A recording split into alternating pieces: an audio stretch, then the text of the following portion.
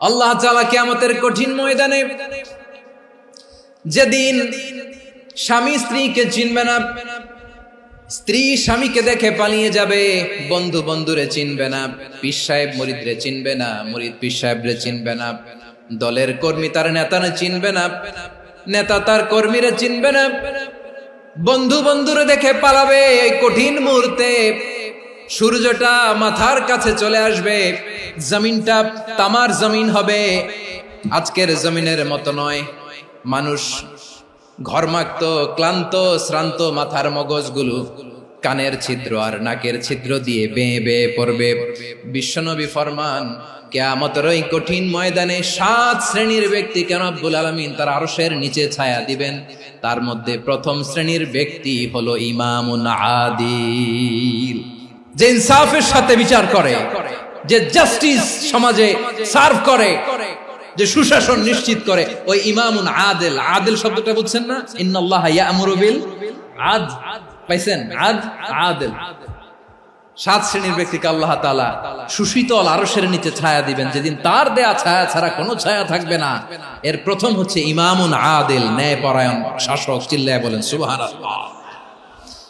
আবার বিশ্বনবী বললেন, ইন্নাল মুকসিতিনা ইনদাল্লাহি আলা মানাবিরা মিন নূর আন ইয়ামিনির রহমান। কিয়ামতের দিন যারা ন্যায় পরায়ণ হিসেবে আল্লাহর সামনে দাঁড়াবে, কিয়ামতের দিন রব্বুল আলামিন তার আরশের ডান দিকে ওই ন্যায় পরায়ণ লোকদের জন্য আরশের ডান দিকে একটা নূরের মিম্বারে তাদেরকে বসার সুযোগ করে দিবে।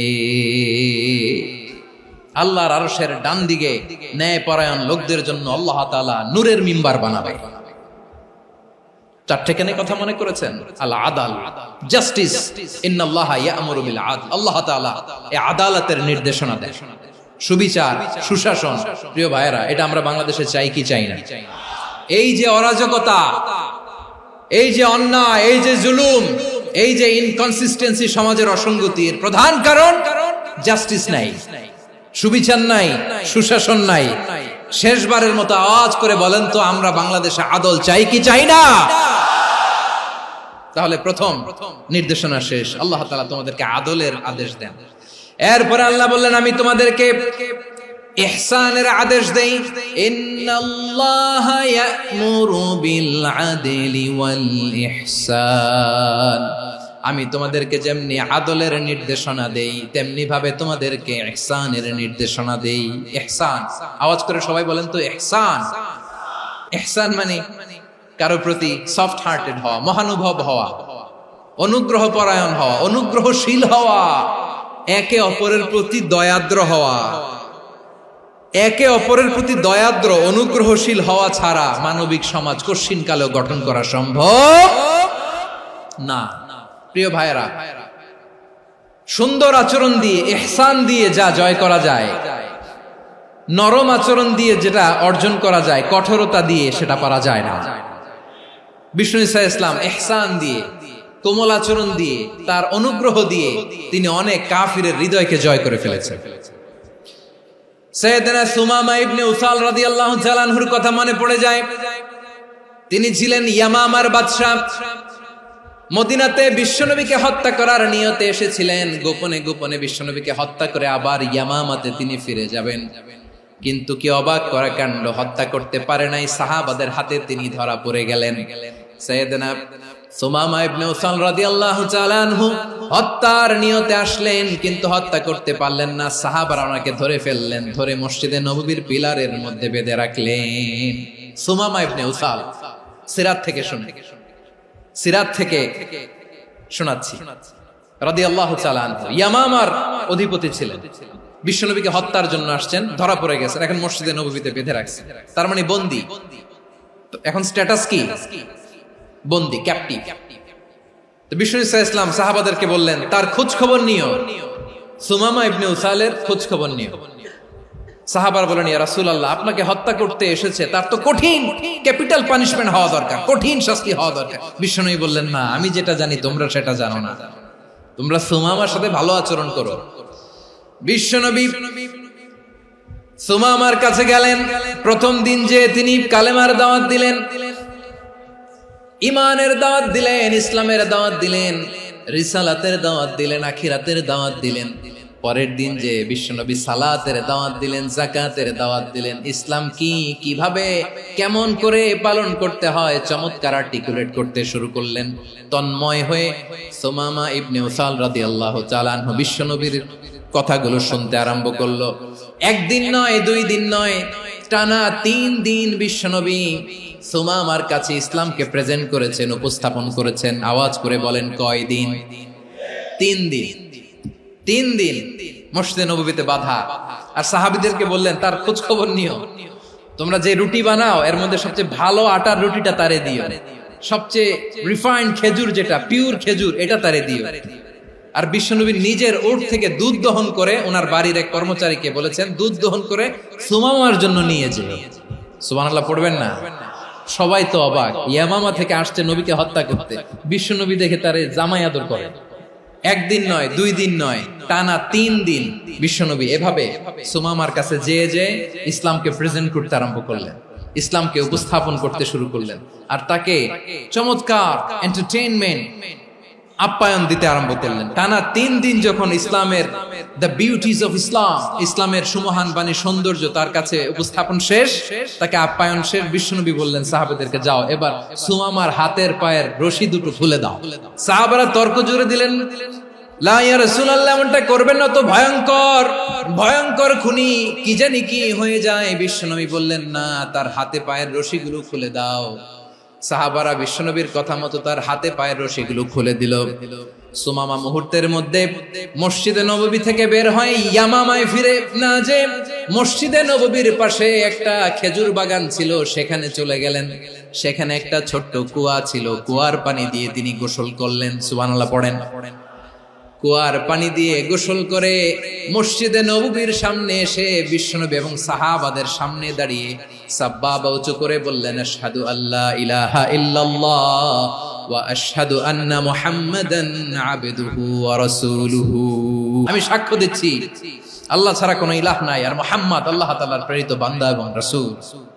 প্রিয় ভাইয়েরা, ইহসান দিয়ে যা জয় করা যায়, কঠোরতা দিয়ে সেটা কঠিনকালেও জয় করা যায় না। আওয়াজ করে বলেন, ঠিক কি না? এবার সুমামা দাঁড়িয়ে বলে, ওগো নবী, আমি তো কালিমা পড়ে মুসলমান হয়ে গেলাম, এবার শোনেন, এই মুহূর্তের আগে আপনার চেহারার চাইতে নিকৃষ্ট কোনো চেহারা আমার কাছে ছিল না, কিন্তু শাহাদা পাঠ করার পরে আপনার চেহারার চাইতে উত্তম শ্রেষ্ঠ কোনো চেহারা আমার কাছে আর নাই। ও নবী, আজকের দিনের আগে ইসলাম ধর্মের চেয়ে নিকৃষ্ট অপছন্দনীয় কোনো ধর্ম আমার কাছে ছিল না, কিন্তু এই মুহূর্ত থেকে ইসলামের চেয়ে সেরা শ্রেষ্ঠ পছন্দনীয় কোনো ধর্ম আমার কাছে নাই। নবী গো, আজকের দিনের আগে মদিনার চাইতে অপছন্দনীয় নিকৃষ্ট কোনো শহর আমার কাছে ছিল না, কিন্তু এই মুহূর্তের পর থেকে মদিনার চাইতে কোনো শ্রেষ্ঠ শহর আমার জানা নাই। সে ছিল গমের বড় ডিলার, গম বেচত। কি বেচত? তার গম কিনে মক্কার লোকেরা রুটি খাইতো। সে ঘোষণা দিল, আজকে থেকে মক্কাবাসীদের জন্য সব গম আমি হারাম করে দিলাম, মক্কাবাসী এখন না খেয়ে মরে। সুবহানাল্লাহ পড়বেন না? মক্কাবাসী বিশ্বনবীর কাছে আসলেন, এসে বললেন, মুহাম্মদ, আমরা তো তোমার ভাই, তোমার চাচা, তোমার ভাতিজা, তোমার আত্মীয়, তুমি সুমামারে বলো সে যেন আবার গমের সাপ্লাই মক্কার জন্য অনুমতি দিয়ে দেয়। বিশ্বনবীর অনুমতি ক্রমে সুমামা আবার মক্কাতে গম পাঠাতে শুরু করলো। পড়েন সুবহানাল্লাহ। ইহসান, ইহসান দিয়ে আপনি যেটা জয় করতে পারবেন, you can win the heart of your enemies. ইহসান দিয়ে আপনি আপনার শত্রুর হৃদয়কে জয় করতে পারবেন। এজন্য আল্লাহ বললেন, ওয়া আনফিকু ফি সাবিলিল্লাহি ওয়া লা তুলকু বিআইদিকুম ইলাত তাহলুকা ওয়া আহসিনু ইন্নাল্লাহা ইউহিব্বুল মুহসিনিন। তোমরা আল্লাহর রাস্তায় দান করবে আর নিজেরা নিজেদেরকে ধ্বংসের হাতে ঠেলে দিও না। তোমরা একে অপরের প্রতি ইহসান করবে, কারণ ইহসানকারীদেরকে আল্লাহ বড় ভালোবাসেন। সুবহানাল্লাহ পড়েন। আবার সূরা রহমানে আল্লাহ বললেন, হাল জাযাউল ইহসানি ইল্লাল ইহসান ফাবিআইয়ি আলা, সবাই পড়েন, ফাবিআইয়ি আলাই রাব্বিকুমা তুকাযযিবান। ইহসানের প্রতিদান হিসেবে ইহসানি হয়। বিশ্বনবী সুমামার প্রতি যেমন ইহসান করেছেন, সুমামাও ঠিক তেমন ইহসান ফিরিয়ে দিয়েছে। ঠিক কিনা বলেন? তাহলে এক নম্বরে হচ্ছে আদ, ন্যায় বিচার। দুই নম্বরে সবাই বলেন ইহসান, সদাচরণ। ইহসান দুই ধরনের প্রিয় ভাইরা, ইহসান ফিল ইবাদা, ইহসান ফিল মুআমালা। ইহসান ফিল ইবাদা হচ্ছে একাগ্র অনুভবে ইবাদতে ডুব দেওয়া, এর নাম ইবাদতের ইহসান। সুবহানাল্লাহ পড়ুন। বিশ্বনবী বলেন ইহসান মানে কি জানো নাকি? হাদিসে জিবরিলে সাইয়েদনা জিবরিল আলাইহিস সালাম বিশ্বনবীকে বললেন আখবিরনি আনিল ইহসান। নবী আমাদেরকে বলেন ইহসান মানে কি? বিশ্বনবী বললেন আনতা আবুদাল্লাহা কাআন্নাকা তারাহু ফাইন লাম তাকুন তারাহু ফাইন্নাহু ইয়ারাক। ইহসান মানে হলো এমন ভাবে তুমি আল্লাহর সামনে নিজেকে উজাড় করে ইবাদত করবে, তুমি ভাববে তুমি আল্লাহকে দেখতে পাচ্ছ। আর এটা যদি ভাবা তোমার জন্য কঠিন হয়ে যায়, অন্তত এতটুকু তুমি ভাববা যে আল্লাহ তোমাকে দেখতে পাচ্ছেন। ঠিক কিনা বলেন? ও আমার বীর চট্টলার ভাইয়েরা, কেউ যেটা দেখে না সেটা দেখে কে? এই বিশ্বাস হৃদয়ের মধ্যে আছে? নামাজে যখন দাঁড়ান এই ফিলিংসটা আনা যাবে? এসা পর্যন্ত যে আমরা হায়াত পাবো কোনো গ্যারান্টি আছে? সবাই আওয়াজ করে বলেন গ্যারান্টি আছে? গ্যারান্টি নাই। এজন্য বিষ্ণু ইসলাম বলেছে এমন ভাবে নামাজে দাঁড়াও, ইবাদত করো, মনে করো হতে পারে এটাই আমার জীবনের শেষ নামাজ। পারফর্ম দ্য সালাহ as if this is your last and final prayer. এমন ভাবে সালাতে দাঁড়াও, ভাবো হতে পারে এটাই তোমার জীবনের শেষ নামাজ। এমন ভাবে নামাজে দাঁড়াও, ভাবো এটাই শেষ নামাজ। তাহলে নামাজে একাগ্রতা বাড়ায় দিবে কে? ফলে ইবাদতের ইহসান আমাদের অর্জিত হবে।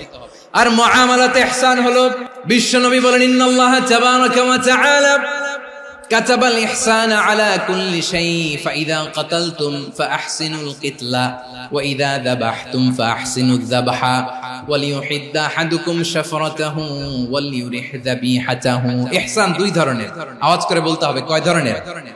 একটা হচ্ছে ইহসান ফিল ইবাদা, ইবাদতে ইহসান। ইবাদতে ইহসান কি? একাগ্র অনুভব দিয়ে ইবাদত করা, মন প্রাণ দিয়ে ইবাদত করা। আর মুআমালাতে ইহসান কি? সব কাজে, দৈনন্দিন কাজে, কর্মে, সামাজিক অ্যাক্টিভিটিতে কোমলতা প্রদর্শন করা, অনুগ্রহের সাথে সবকিছু করা। আল্লাহ তাআলা ইন্নাল্লাহা তাবারাকা ওয়া তাআলা কাতাবাল ইহসানা আলা কুল্লি শাই, তিনি সবকিছুর ব্যাপারে ইহসানকে আবশ্যক করেছেন। সবকিছু, মুমিনের সব কাজে ইহসানের পরশ থাকবে। ওয়া ইযা কাতালতুম ফাহসিনুল কিতলা, বিষ্ণুই বলেন তুমি যখন কাউকে হত্যা করো ইহসানের সাথে করো। সুবহানাল্লাহ পড়বেন না? যখন হত্যা করো তখনও ইহসানের সাথে। আচ্ছা হত্যা করবো আবার ইহসান আসবে করতে করে তো মেরেই ফেলবো আমি। আল্লাহ, ও ভাই একজন খুন করেছে, খুনি, রাষ্ট্রীয় আইনে তার শাস্তি হয়েছে ডেথ পেনাল্টি, মৃত্যুদণ্ড। এখন মৃত্যুদণ্ড দেখে আপনি যেমনি মন চায় তেমনি মারবেন লোকটারে? ওর নাক কেটে ফেলতে পারবেন? ওর কান কাটতে পারবেন? ওর চোখ উপড়ে ফেলতে পারবেন আপনি? যেমন মন চায় তার অঙ্গহানি করা যাবে না। ইহসানের সাথে তাকে হত্যা করো।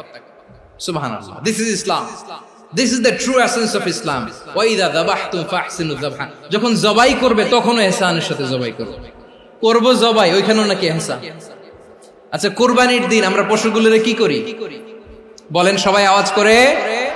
জবাই। জবাই মানে তো এটারে মেরেই ফেলতেছি, একটু পরে তো টুকরো টুকরো করে গোশতগুলো খাবো, এটা তো খাবো, এটা তো মেরেই ফেলবে। বিষ্ণু বলে না, জবাইয়ের মধ্যেও মুমিনের জবাইয়ের ভেতরেও ইহসানের পরশ থাকা চাই।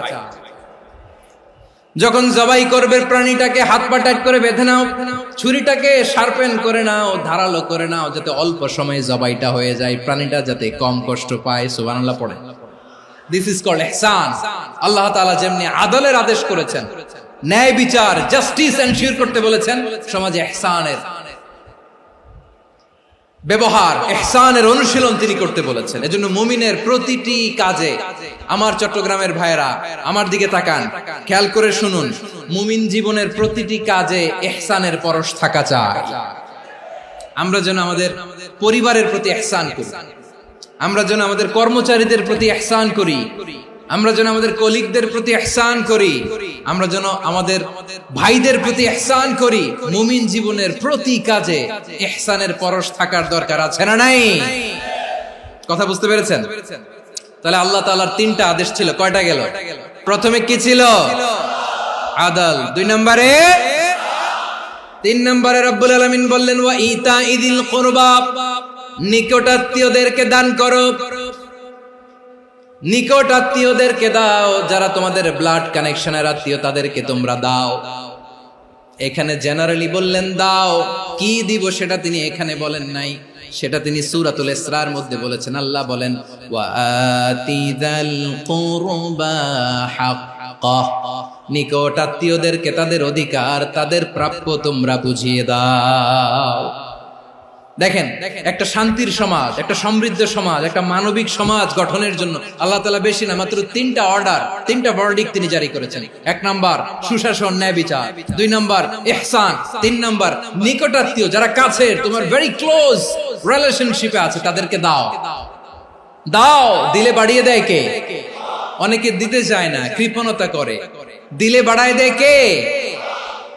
ও মিয়া, মদিনার মধ্যে সবচাইতে গরিব সাহাবী ছিল বেলাল রাদিয়াল্লাহু তাআলা আনহু। ওনার এন্টায়ার অ্যাসেট, সম্পদের পরিমাণ কতদূর জানেন? একটা লুঙ্গি। বেলাল রাদিয়াল্লাহু তাআলা আনহু, ওনার টোটাল ওয়েলথের এস্টিমেশন হচ্ছে মাত্র একটা লুঙ্গি।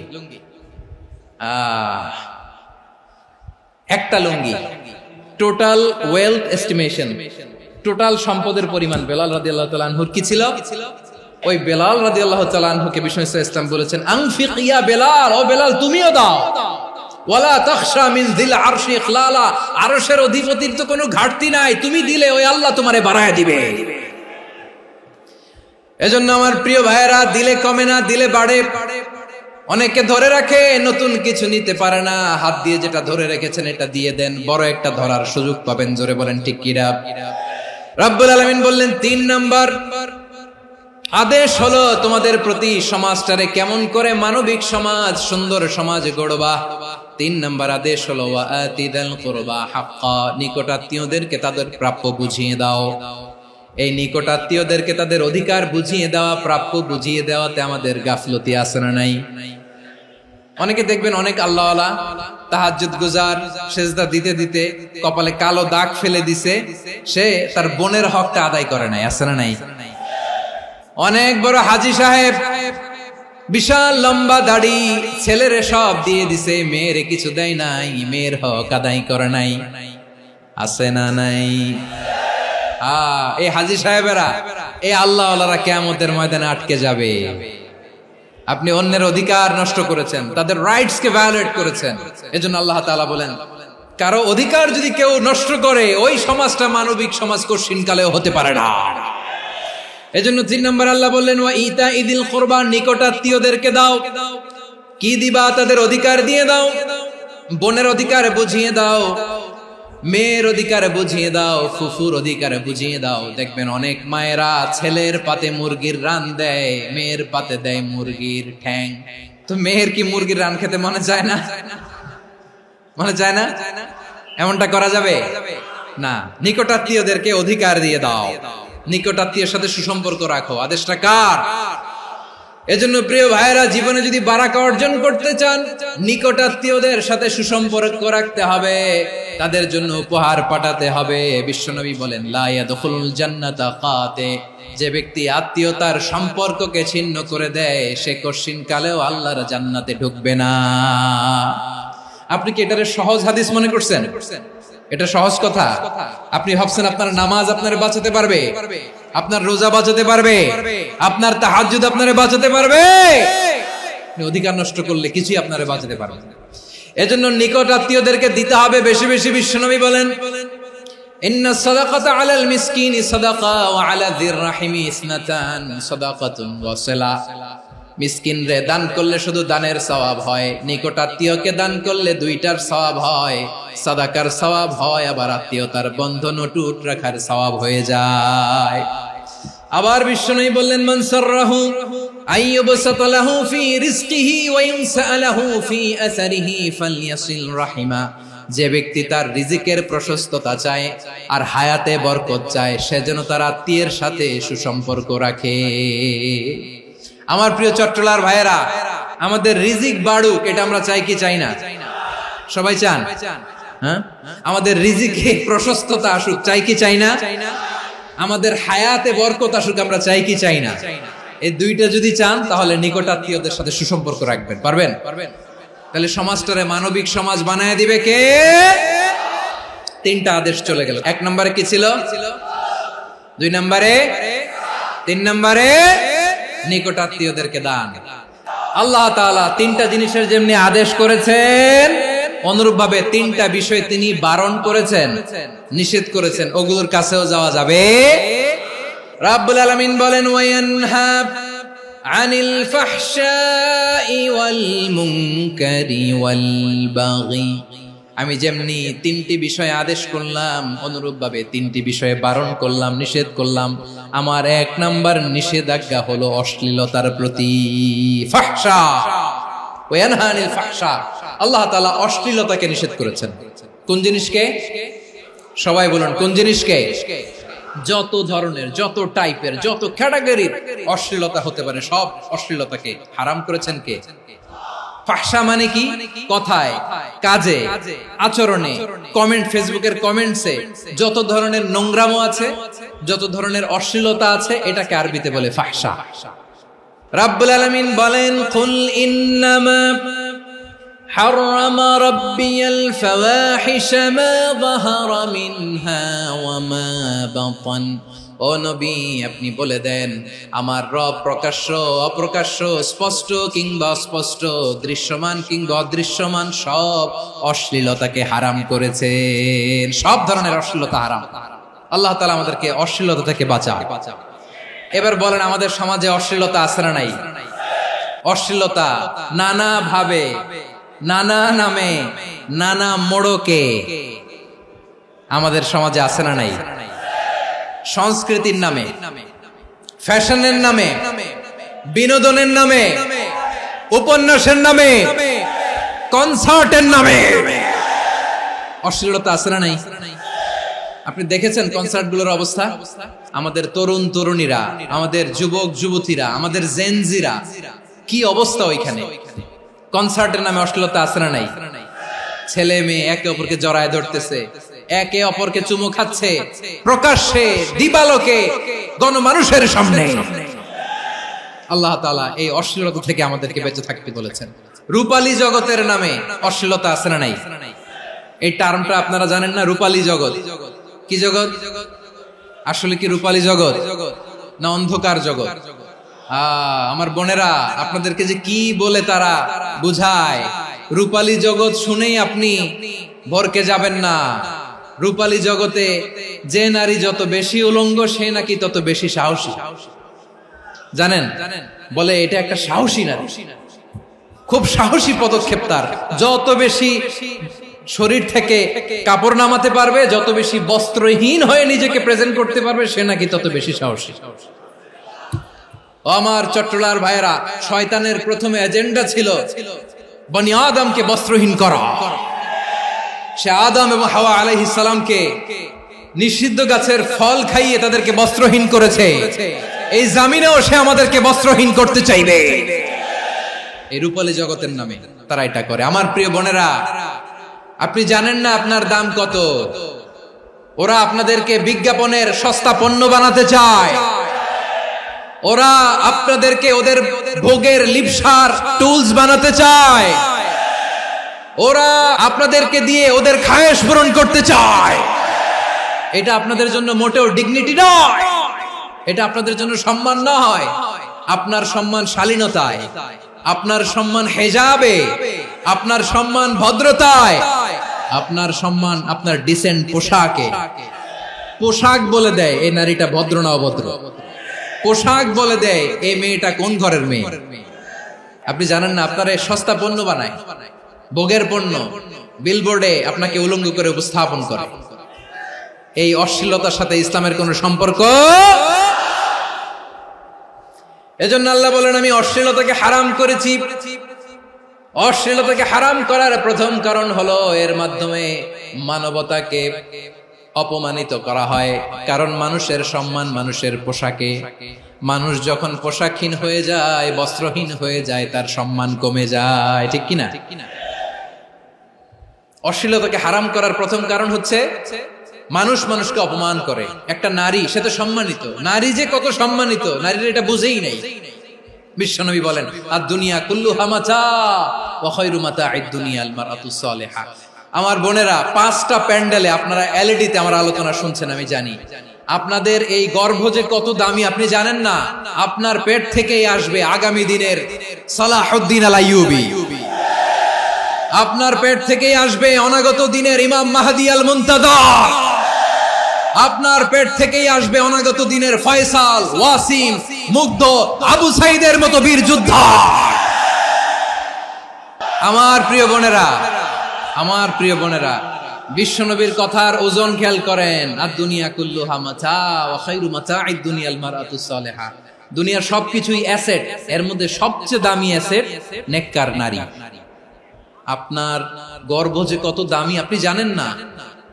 নিজের সময়টাকে কাজে লাগান, কোরআন পড়েন, সুন্নাহ পড়েন। আপনার অনেক দায়িত্ব ঘরে। You are the MD of your family. একটা family it's a very big institution. পরিবার একটা অনেক বড় প্রতিষ্ঠান, and you are the MD of your institution. আপনি এই পরিবারের MD, managing director of your family. এখানে আপনার কত দায়িত্ব।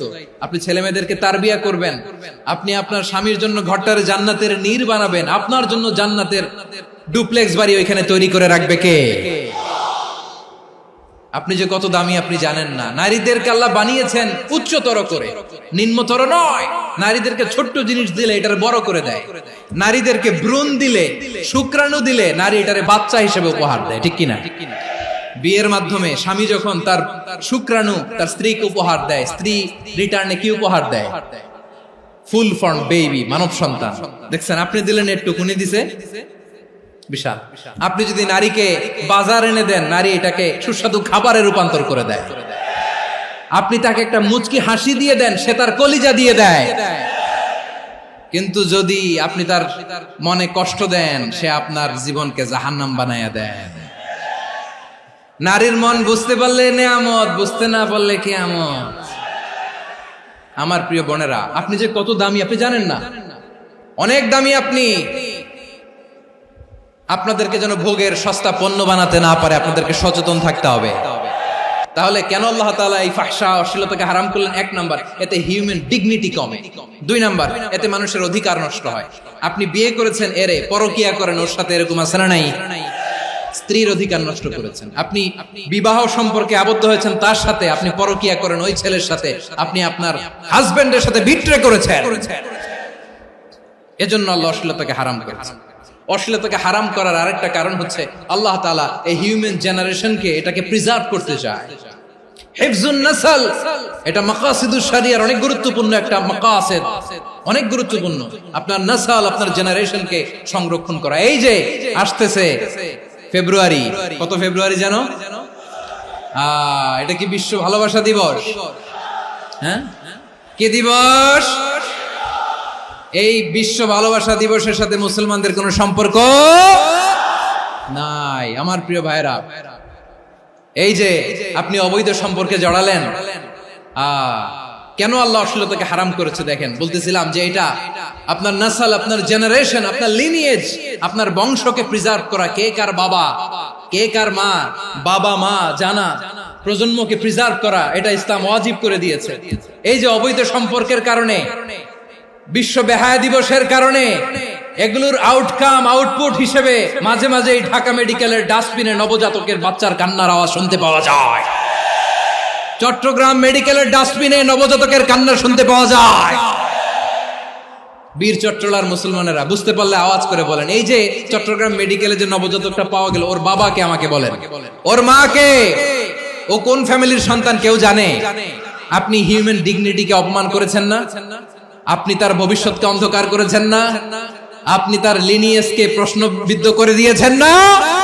এই জন্য আল্লাহ তাআলা অশ্লীলতাকে আমাদের জন্য হারাম করে দিয়েছেন। পড়েন সুবহানাল্লাহ। এই জন্য রাব্বুল আলামিন বলেন, কুল ইন্নামা হারাম রাব্বিয়াল ফাওয়াহিশা মা যাহারা মিনহা ওয়া মা বাতান। প্রকাশ্য অপ্রকাশ্য সব অশ্লীলতাকে হারাম ঘোষণা করে দিয়েছে কে?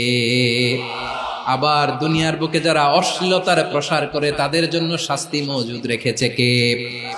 রাব্বুল আলামিন বলেন, ইন্নাল্লাযীনা يحبون أن تشيع الفاحشة في الذين آمنوا لهم عذاب أليم في الدنيا والآخرة والله يعلم وأنتم لا تعلمون নিশ্চয়ই যারা বিশ্বাসীদের মাঝে অশ্লীলতার প্রচার প্রসার করতে চায় তাদের জন্য আমি মর্মন্তুদ শাস্তি প্রস্তুত করে রেখেছি, দুনিয়াতেও রেখেছি, আখিরাতেও রেখেছি। ঘোষণাটা কার?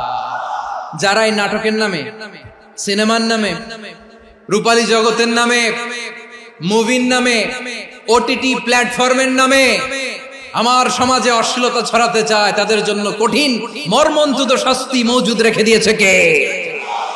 ও আমার বোনেরা, এখনো আপনি জাগবেন না?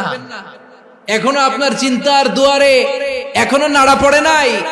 ওরা আপনাকে উলঙ্গ বানাতে চায়, ওরা আপনাকে আইটেম গার্ল বানাতে চায়। এজন্য ইসলাম অশ্লীলতাকে হারাম করেছে। হারাম।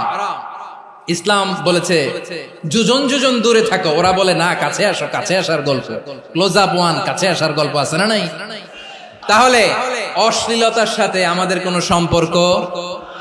সবাই বলতে পারেননি, আওয়াজ করে বলুন, অশ্লীলতার সাথে আমাদের কোনো সম্পর্ক? আমরা এই সমস্ত ক্লোজ আপ ওয়ান, কাছে আসার গল্পের প্রোগ্রামে যাব? আমরা কোন ধরনের অশ্লীল কন্টেন্ট সোশ্যাল মিডিয়ায়, টিভিতে দেখব? কি যুগ যে আমরা কাটাচ্ছি আপনি কল্পনা করতে পারবেন না। পর্ন ইন্ডাস্ট্রি, নারী পুরুষের বস্ত্রহীন যুগল দৃশ্য, এটাকে দিয়ে ওরা কোটি ডলারের ইন্ডাস্ট্রি বানিয়েছে। পুরো মানব ইতিহাসে এরকম জঘন্য সময় মানব ইতিহাস পার করে নাই। পর্ন এটা ইন্ডাস্ট্রি হয়ে গেছে। আমাদের এই যুবকগুলো, জেনজি গুলো, ওদের চরিত্র বাঁচাবে কি করে? কেমন করে হেফাজত করবে ওদের এই মূল্যবান চরিত্র? আমার প্রিয় ভাইরা, এই অশ্লীলতার দ্য লেটেস্ট ভার্সন হচ্ছে LGBTQ, শরীফ থেকে শরীফা। শুনছেন আপনারা? দেখতে পুরুষ, আসলেই পুরুষ, সুস্থ একজন পুরুষ, 4 সন্তানের বাবা, বলে আমি মনে মনে নারী। দেখতে নারী, সুস্থ নারী, আসলেই সে দিব্যি একজন নারী, বলে আমি মনে মনে পুরুষ। সবচেয়ে ভয়ঙ্কর অশ্লীলতার সবচাইতে লেটেস্ট ভার্সন হচ্ছে এই ট্রান্সজেন্ডারিজম। সুস্থ পুরুষ তার বায়োলজিক্যাল গ্রোথকে হরমোন দিয়ে স্টপ করে দিয়ে সে সার্জারি করে নারী হতে চায়, সুস্থ নারী পুরুষ হতে চায়। পুরুষ পুরুষের প্রতি সেক্সুয়ালি আকর্ষণ বোধ করে, এটা লূত আলাইহিস সালামের কওমের মধ্যে ছিল। এটাকে আল্লাহ কোরআনে ফাহিশা বলেছেন। ওয়ালুতান ইয قال لقومه أتأتون الفاحشة ما سبقكم بها من أحد من العالمين। লূত আলাইহিস সালাম বললেন, তোমরা কি এমন এক অশ্লীল কার্যক্রমে ডুব দিলে নাকি যেটা গোটা বিশ্বের কেউ কখনো করে নাই, তোমরাই প্রথম করেছো? পড়েন নাউযুবিল্লাহ। এই পশ্চিমের এই রোগ আমার দেশে যেন আসতে না পারে, আমাদের সজাগ থাকতে হবে। প্রিয় ভাইরা, চিল্লায় বলেন ঠিক কি না? পশ্চিমের অবস্থা ভয়ঙ্কর। পাশ্চাত্যে, আমি যুক্তরাষ্ট্রে ছিলাম অনেকদিন, কয়েক মাস, বিভিন্ন স্টেটে ঘুরেছি। গার্ডিয়ানরা উদ্বিগ্ন, ছেলে মেয়েদেরকে, ছোট্ট ছেলে মেয়ে, ওদেরকে জিজ্ঞেস করে, তুমি how do you feel right now inside yourself? তুমি ভিতরে ভিতরে কেমন ফিল করো? তোমার কি ছেলে ছেলে লাগে না মেয়ে মেয়ে লাগে? আচ্ছা বলেন, এই ছোট্ট বাচ্চাটাও কি এগুলো জেন্ডার অ্যাসাইনমেন্ট বলতে এগুলো কিছু বুঝে? এইভাবে মিসগাইড করা হচ্ছে। কৌতূহল বশত ছোট্ট ছেলে যদি বলে আমার তো মেয়ে মেয়ে লাগে, তখন বলে যে না তুমি মেয়ে, ছেলে না। মা বাবা বাধা দিলে ওকে আলাদা গভর্নমেন্ট হাউসে নিয়ে যায়। ভয়ঙ্করতম অবস্থা। আমরা একটা সময় শুনতাম যে হুজুর আমার ছেলেটা খুব ভালো, হাফেজে কোরআন, আল্লাহওয়ালা। হুজুর আমার ছেলে দাড়ি রাখছে, আল্লাহওয়ালা। হুজুর আমার ছেলে 5 ওয়াক্ত সালাত জামাতের সাথে পড়ে, তার মানে আল্লাহওয়ালা। পশ্চিমে যে আমি কি শুনছি জানেন? ওরা বলে হুজুর আমার ছেলেটা ইউনিভার্সিটির একটা মেয়ের সাথে প্রেম করে, ও খুব আল্লাহওয়ালা, হুজুর দোয়া করবেন। এর কারণ ওদের কাছে আল্লাহওয়ালার ক্রাইটেরিয়া হচ্ছে হুজুর আমার ছেলেটা আরেক ছেলের পছন্দ করে নাই, আমার মেয়েটা আরেক মেয়েকে ভালোবাসে নাই, এজন্য আমার ছেলেটা আল্লাহওয়ালা, হুজুর ওর জন্য একটু দোয়া করে দিয়েন। কি চ্যালেঞ্জ ওরা ফেস করতেছে। ওনার ছেলে যে আরেক ছেলেরে বিয়ে করবে না, এটাতেই উনি খুশি যে আলহামদুলিল্লাহ আমার ছেলেটা একটা মেয়েরে ভালোবাসে, আমার মেয়েটা একটা ছেলেরে ভালোবাসে, মানে এটা খুব আল্লাহওয়ালা। নাউজুবিল্লাহ পড়তে পারলেন না? এজন্য অশ্লীলতার সাথে আমাদের কোন সম্পর্ক। রাব্বুল আলামিন বলেন ওয়ায়ানহা আনিল ফাহশাই ওয়াল মুনকারি ওয়াল বাগি, তিনটা জিনিসকে আমি নিষিদ্ধ করলাম। এক নাম্বার হলো ফাহশা, অশ্লীলতা। দুই নম্বরে হলো মুনকার, সমস্ত মন্দ কাজ। মুনকার মানে হচ্ছে যত মন্দ কাজ, খারাপ কাজ, বাজে কাজ, এটার বলে মুনকার। এটার কি বলে? আপনারা পড়ছেন না, তা'মুরুনা বিল মা'রুফি ওয়া তানহাউনা আনিল মুনকার। সৎ কাজের আদেশ, অসৎ কাজের নিষেধ। মুনকার, মুনকার হচ্ছে মানুষের স্বাভাবিক বিবেকবোধ যেটাকে খারাপ বলে, ওইটাই মুনকার। পৃথিবীর সব আসমানি গ্রন্থ যেটাকে খারাপ বলেছে, মানুষের স্বাভাবিক বিবেকবোধ যেটাকে খারাপ বলেছে, এগুলো সব মুনকার। যেমন ইফতিজিং, এটা কি ভালো না খারাপ? মজুদদারি, খাদ্যে ভেজাল দেওয়া, ওজনে কম দেওয়া, মাছে ফরমালিন মিশানো, চাঁদাবাজি, টেন্ডারবাজি, দখলবাজি, এগুলো আমাদের স্বাভাবিক বিবেকেই বলে এগুলো খারাপ, এগুলো হচ্ছে মুনকার। আল্লাহ তাআলা এই মুনকার থেকে আমাদেরকে বেঁচে থাকতে বলেন, আর শয়তান এই মুনকারের প্রতি আমাদেরকে উদ্বুদ্ধ করে। আল্লাহ তাআলা বললেন, ইয়া আইয়ুহাল্লাযীনা আমানু লা তাত্তাবিউ খুতুওয়াতিশ শাইতান ওয়া মান ইয়াত্তাবি' খুতুওয়াতিশ শাইতানি ফাইন্নাহু ইয়া'মুরু বিল ফাহশাই ওয়াল মুনকার। আল্লাহ বললেন, আমার গোলামেরা শোনো শোনো, ও আমার বিশ্বাসী বান্দারা খবরদার, তোমরা কশিনকালেও শয়তানের পদাঙ্ক অনুসরণ করবে না, কারণ শয়তান তোমাদেরকে অশ্লীলতা এবং মন্দ কাজের দিকে উদ্বুদ্ধ করে।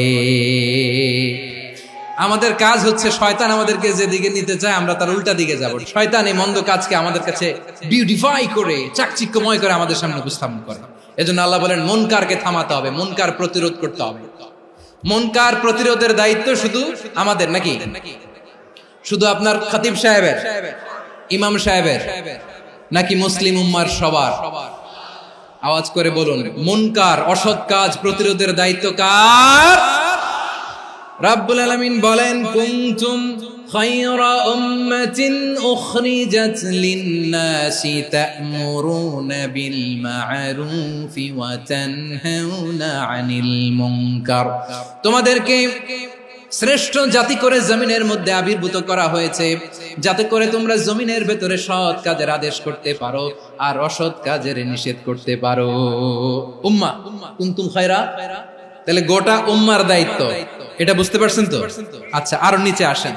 এরপরে আল্লাহ বললেন, শুধু উম্মাহ না, এই জমিনের রাজত্ব আমি যাদের হাতে দেই, এই জমিনের মালিক আমি যাদেরকে বানিয়ে দেই, যাদেরকে আমি সরকারের দায়িত্ব দেই, তাদেরকেও মুনকার প্রতিরোধের দায়িত্ব দিয়েছে কে?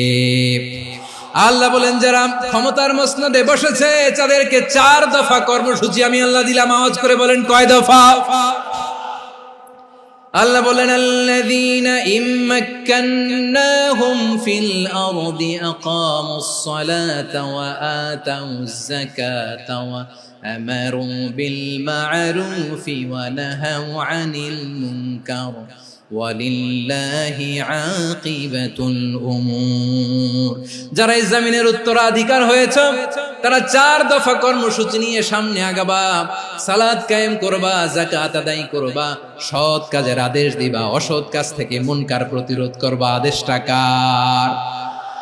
আমার প্রিয় চট্টলার ভাইরা, পুরো উম্মার দায়িত্ব মুনকার প্রতিরোধ করা, সরকার প্রধানের দায়িত্ব মুনকার প্রতিরোধ করা। এরপর আল্লাহ বলেন, প্রতিটা ফ্যামিলির যিনি প্রধান সিইও বাবা, প্রত্যেক বাবারও দায়িত্ব এই মুনকার প্রতিরোধ করা। আওয়াজ করে বলেন ঠিক কি না? যেমনটি সাইয়েদনা লুকমান আলাইহিস সালাম ওনার কলিজার টুকরা সন্তানকে আদেশ করেছেন, ইয়া বুনাইয়া আকিমিস সালাতা ওয়া'মুর বিল মা'রুফি ওয়ানহা আনিল মুনকার। পড়েন সুবহানাল্লাহ। বাবা ছেলেকে সবক দিচ্ছে, লুকমান আলাইহিস সালাম ছেলেকে বলতেছে, ওরে আমার কলিজার টুকরা সন্তান, ওরে আমার বাছা, নামাজ কায়েম করবা, সৎ কাজের আদেশ দিবা, আর মুনকার প্রতিরোধ করবা, অসৎ কাজ সমাজ থেকে খারাপ কাজকে ঝেঁটে বিদায় করে দিবা। তাহলে দেখেন আমি স্টেপ বাই স্টেপ নামলাম। পুরা উম্মার দায়িত্ব, জমিনের উত্তরাধিকারী আল্লাহ যাদেরকে বানিয়েছেন সরকার, তাদের দায়িত্ব, প্রতিটি ফ্যামিলির প্রধানের দায়িত্ব, এরপরে বিশ্বনবী বলেন সচেতন প্রতিটি মুসলিমের দায়িত্ব সমাজ থেকে মুনকারকে উৎখাত করা। বিশ্বনবী বলেছেন মান রাআ মিনকুম মুনকারান ফালিয়ুগাইয়িরহু বিয়াদিহি ফাইন লাম ইয়াসতাতি ফাবিলিসানিহি ওয়া ইন লাম ইয়াসতাতি ফাবিকলবিহি ওয়া যালিকা আযআফুল ঈমান। সমাজে যে মুনকার দেখবে, খারাপ কাজ দেখবে, সে যেন হাত দিয়ে সেটাকে থামায়। আমার প্রিয় ভাইরা, না থামালে আমরাই ডুববো শেষমেশ। আমাদের বাঁচার জন্য হইলেও থামাইতে হবে। রব্বুল আলামিন বলেন ওয়াত্তাকু ফিতনাতাল লা তুসিবান্নাল্লাযীনা যালামু মিনকুম খাসসা। ও আমার গোলামেরা, ওই আযাবকে ভয় করো যে আযাব যখন আমি জমিনের বুকে পাঠাই শুধু জালেমদেরকেই মারি না, আলেমদেরকেও মারি। আযাব যখন আসে তখন শুধু জালিমই মরে না, আলেমও মরে। জানেন মুসা আলাইহিস সালামের পায়ে একবার লাল পিঁপড়া, তো উনি রেগে মেগে পাশি দেখে লাল পিঁপড়ার বাসা, পা দিয়ে ডলে মুছে সবগুলো পিঁপড়া মেরে ফেলছে। এই ঘটনাটা আল্লাহ ঘটিয়েছেন। এজন্য মুসা আলাইহিস সালাম ছিলেন কালিমুল্লাহ, সরাসরি আল্লাহর সাথে কথা বলতেন। তিনি আল্লাহকে জিজ্ঞেস করেছিলেন, আল্লাহ তুমি যখন কোন জনপদে আযাব পাঠাও, শাস্তি দাও, ওখানকার শুধু জালেমরাই তো মরে না, ভালো মানুষগুলাও মরে, তো আযাব দিবা মুশরিকদের উপর দিবা, অবাধ্যদের উপর দিবা, ভালো মানুষগুলোরে মারো কেন? আল্লাহ বললেন, মুসা তোমার যে কামড় দিছিল পায়ের মধ্যে পিঁপড়া, কয়টা পিঁপড়া? একটা পিঁপড়া, তো সবগুলারে মারলা কেন? রেগে মেগে পুরো পিঁপড়ার বাসা ভেঙে মেসাকার করলা কেন? আমি যখন অ্যাকশনে যাই, আমি যখন শাস্তি দেই, তখন এত বাস বিচার করা হয় না, বাস বিচার করা যায় না। যখন অ্যাকশনে যাওয়া হয় ওইটা ডাইরেক্ট অ্যাকশন হয়ে যায়। চিল্লায় বলো ঠিক কি না? এজন্য আমাদের বাঁচার জন্য হলেও এই পাপ থামাতে হবে, এই শয়তানের অট্টহাসি থামাতে হবে, অন্যায় অপরাধ সমাজ থেকে আমাদের থামাতে হবে। কারণ আযাব আসলে ওরাও মরবে, আমরাও মরব। একটা জাহাজ 2 তলা, আপনি আছেন 2য় তলায়। নিচের তলার কিছু লোক জাহাজের তলা ছিদ্র করতে আরম্ভ করছে। কি ছিদ্র করতেছে? আচ্ছা, জাহাজের তলা ছিদ্র করলে তলা দিয়ে কি ঢুকে? এখন আপনি যদি বলেন আমার কি, আমি তো 2 তলায়, আমি তো ভালো আছি, ওরা ছিদ্র করে ওরা মরবে। আসলে কি শুধু ওরা মরবে? তলা দিয়ে যখন পানি ঢুকবে, জাহাজ ঢুকলে আপনিও মরবেন। এজন্য নিজে মরার আগে ওই পাগলগুলোর নিচতলায় যে থামাতে হবে। চিল্লায় বলেন ঠিক কি না? এজন্য আল্লাহ বললেন মুনকার প্রতিরোধের দায়িত্ব সমাজের টপ টু বটম সবার। এজন্য মুনকার প্রতিরোধ করার দরকার আছে না নাই? সমাজে এই যে ইফটিজিং হয়, আপনার বোনের বয়সী একটা মেয়েকে কিছু বকাটে টিটকারি করে, এই বলে সেই বলে, নোংরা কথা বলে, রাস্তায় দেখেও আপনি পাশ দিয়ে না দেখার মতো চলে যান কেন? আপনি দাঁড়ান না কেন? আপনি দাঁড়ালেই তো থেমে যাবে, কারণ সত্যের যে শক্তি তার সামনে মিথ্যা মুখ থুবড়ে পড়ে। আপনার সামনে ও কিছুই না, নাথিং। আপনি দাঁড়ান, ওকে প্রশ্ন করেন যে আমার বোনকে তুমি ডিস্টার্ব করো কেন? আপনাকে দেখে আরো 5 জন দাঁড়াবে, 5 জনকে দেখে আরো 10 জন দাঁড়াবে। আমাদের নীরবতা আর আমাদের নিশ্চুপ থাকাই জালিমদেরকে আরো শক্তিশালী জালিম বানিয়েছে। এজন্য মুনকার প্রতিরোধের দায়িত্ব আমাদের সবার। টেন্ডারবাজি, চাঁদাবাজি, দুর্নীতি, অপরাধ, দখলদারিত্ব, মজুদদারি, এগুলো সবকিছু একসাথে প্রতিরোধ করতে হবে। ঠিক কিনা বলেন? একটা মানবিক সমাজ যদি চাই, প্রতিরোধ করতে হবে। প্রিয় ভাইয়েরা, আল্লাহর শপথ নিয়ে বলি, এই নাসিহাত গুলো সবার জন্য, সব দলের জন্য, সব মতের মানুষের জন্য। আমরা কোনো দলের প্রতি মানুষকে ডাকি না, আমরা ডাকি ইসলামের দিকে। সব দলের, সব মতের, সব মানুষদেরকে আমরা আহ্বান জানাই, আসুন আমরা একটা সুন্দর সমাজ বিনির্মাণ করি। এই যে নতুন বাংলাদেশের এক সুযোগ এসেছে, আর জীবনে হয়তো আসবে না, সামনের 100 বছর এই সময় আসবে না। আসুন দেশটাকে আমরা সাজাই, আসুন আমরা দুর্নীতি বন্ধ করি, আসুন আমরা চাঁদাবাজি বন্ধ করি, আসুন আমরা দখলদারিত্ব বন্ধ করি, আসুন আমরা এক দল আরেক দলকে নিশ্চিহ্ন করার যে রাজনীতি, এটা বন্ধ করি। সব দলের প্রতি আমার আহ্বান, আমরা চাঁদাবাজ মুক্ত বাংলাদেশ চাই, জুলুম মুক্ত বাংলাদেশ চাই, ফ্যাসিজম মুক্ত বাংলাদেশ চাই, গুণ খুন খারাপি মুক্ত বাংলাদেশ চাই, আমরা নতুন ভোরের বাংলাদেশ চাই। ওই বাংলাদেশ পাওয়ার জন্য মুনকার প্রতিরোধে, অন্যায় প্রতিরোধে যদি বাঘের বাচ্চার মতো, আবু সাইদের মতো দুই হাত উঁচু করে বুককে টান টান করে প্রসারিত করে দাঁড়াতে হয়, রাজি আছো মুসলমান? রাব্বুল আলামিন বলেন ওয়ায়ানহা আনিল ফাহশাই ওয়াল মুনকারি ওয়াল বাগি ইয়াইদুকুম লাআল্লাকুম তাযাক্কারুন। আল্লাহ বললেন আমি অশ্লীলতাকে নিষেধ করি, আমি সব ধরনের মন্দ কাজকে নিষিদ্ধ করি, সব শেষে আমি সীমা লঙ্ঘনকে তোমাদের জন্য নিষিদ্ধ করি। নিষিদ্ধ করেছেন কয়টা জিনিস? 1 নম্বরে অশ্লীলতা, 2 নম্বরে মুনকার তথা সব মন্দ কাজ, 3 নম্বরে আল বাগি সীমা লঙ্ঘন, ক্রসিং দ্য লিমিট। সীমা লঙ্ঘন করা ভালো না। We all should know our limits. চিল্লায় বলেন ঠিক কিনা? একই আয়াতে আল্লাহ বললেন কুল ইন্নামা হারামা রাব্বিয়াল ফাওয়াহিশা মা যাহারা মিনহা ওয়া মা বাতানা ওয়াল ইসমা ওয়াল বাগিয়া বিগাইরিল হক। অন্যায় ভাবে যে অবাধ্য হয়, যে সীমা লঙ্ঘন করে, তাদেরকেও আমি এটা হারাম করে দিলাম। সীমা লঙ্ঘন করা হারাম। আল্লাহ বারবার বারবার আমাদেরকে ওয়ার্নিং দেয়। যখন আমরা থামি না তখন আল্লাহ ধরে, আর যখন ধরে তখন ছাড়ে না।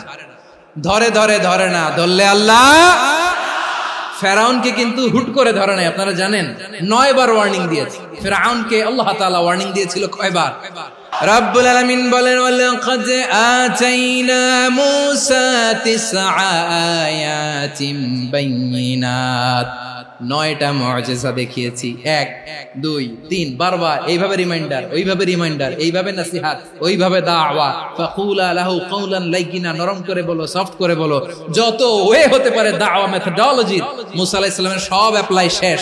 10ম বারে যে আল্লাহ ধরছে, 10ম বারে যে ধরেছে। এজন্য আল্লাহ বলেন আমি সীমা লঙ্ঘনকে পছন্দ করি না। কোরআনের অন্য আয়াতে বাগীকে বলা হয়েছে আল ইতিদা। সীমা লঙ্ঘন যারা করে তাদেরকে আল্লাহ বলেছেন মুতাদিন।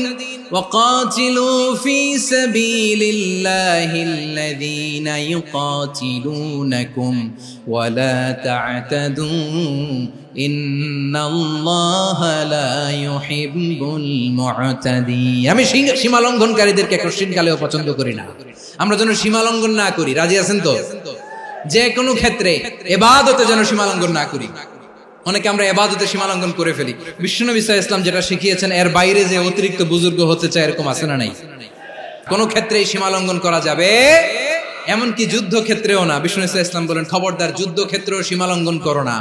কি সুন্দর ইসলাম আমরা পেয়েছি। বিশ্বনবী বলেন খবরদার যুদ্ধের ময়দানে কোনো নারীর গায়ে হাত তোলো না, কোনো শিশুর গায়ে হাত তোলো না, কোনো গবাদি পশু হত্যা করো না, কোনো শস্য ক্ষেত্র ধ্বংস করো না, ইবাদতরত অন্য ধর্মের কোনো সন্ন্যাসীর গায়ে হাত তোলো না। বলেন সুবহানাল্লাহ। তাহলে আমরা সীমা লঙ্ঘন করতে পারবো? প্রিয় ভাইরা, একটা সুখী, সমৃদ্ধ, শান্তির সমাজ, মানবিক সমাজ যদি আমরা গঠন করতে চাই, আমাদের আল্লাহর দেয়া কয়টা আদেশ মানতে হবে বলেন দেখি? আর বেঁচে থাকতে হবে কয়টা জিনিস থেকে? আল্লাহর আদেশ কি? 1 নাম্বার আদাল, ন্যায়পরায়ণতা। আমরা সুবিচার, সুশাসন, ন্যায় বিচার চাই কি চাই না? 2 নম্বরে কি ছিল? মাশাআল্লাহ, আমরা যেন সবার প্রতি দয়া পরবশ হই, ইহসান করি। 3 নম্বরে কি ছিল? নিকটাত্মীয়দের দান করা, তাদের অধিকার প্রাপ্য বুঝিয়ে দেওয়া। পাশাপাশি 3টা জিনিস থেকে আল্লাহ বারণ করেছেন, নিষেধ করেছেন। তার প্রথমটা ফাহশা, অশ্লীলতা। অশ্লীলতার সাথে আমাদের কোনো সম্পর্ক। 2 নম্বর নিষেধাজ্ঞা কি ছিল? আল মুনকার, সমাজের যত মন্দ কাজ এগুলোকে আমরা প্রতিরোধ করব। রাজি আছেন তো সবাই? 3 নম্বরে আল বাগী, সীমালঙ্ঘন। কোন মুসলিম সীমালঙ্ঘন করে না। রাব্বুল আলামিন শেষে বললেন ইয়াইদুকুম লাআল্লাকুম তাযাক্কারুন। আল্লাহ তোমাদেরকে উপদেশ দেন যাতে তোমরা শিক্ষা গ্রহণ করো। আমরা উপদেশ দেব, আমরা জোর করে কাউরে কিছু মানাতে চাই না। লা ইকরাহা ফিদ্দিন ওয়াযাক্কির ফাইন্না যিকরা তানফাউল মুমিনিন। উপদেশ দিলে এটা মুমিনদের কাজে দেয়। লাস্তা আলাইহিম বিমুসাইতির ইন্নামা আনতা মুযাক্কির। নবী হে, আপনি রিমাইন্ডার দাতা, আপনি উপদেশ দিবেন। আমরাও বিশ্বনবীর এই হাদিসগুলো থেকে, কোরআনের আয়াত থেকে রিমাইন্ডার, এই কথামালা বাণী বাহক হিসেবে এই বাণীগুলো আপনাদের সাথে কাছে পৌঁছে দিলাম। আমরা আল্লাহ তাআলার কাছে প্রার্থনা করি, আল্লাহ আমরা যেন আদল দিয়ে আমাদের সমাজকে গঠন করতে পারি। আল্লাহ আমরা যেন ইহসান করতে পারি। আমরা যেন নিকটাত্মীয়দের দান করতে পারি। আল্লাহ যত ধরনের অশ্লীলতা, অনাচার, মন্দ কাজ, সীমালঙ্ঘন, অবাধ্যতা থেকে যেন আমরা বেঁচে থাকতে পারি। আল্লাহ তাআলা আমাদের সবাইকে কথাগুলো বুঝার ও আমল করার তৌফিক দান করুক। হাযা মা ইনদি ওয়াল ইলমু ইনদাল্লাহ আলাইহি তাওয়াক্কালতু ওয়া ইলাইহি উনীব। সুবহানাকাল্লাহুম্মা বিহামদিকা আশহাদু আল্লা ইলাহা ইল্লা আনতা আস্তাগফিরুকা ওয়া আতুবু ইলাইক।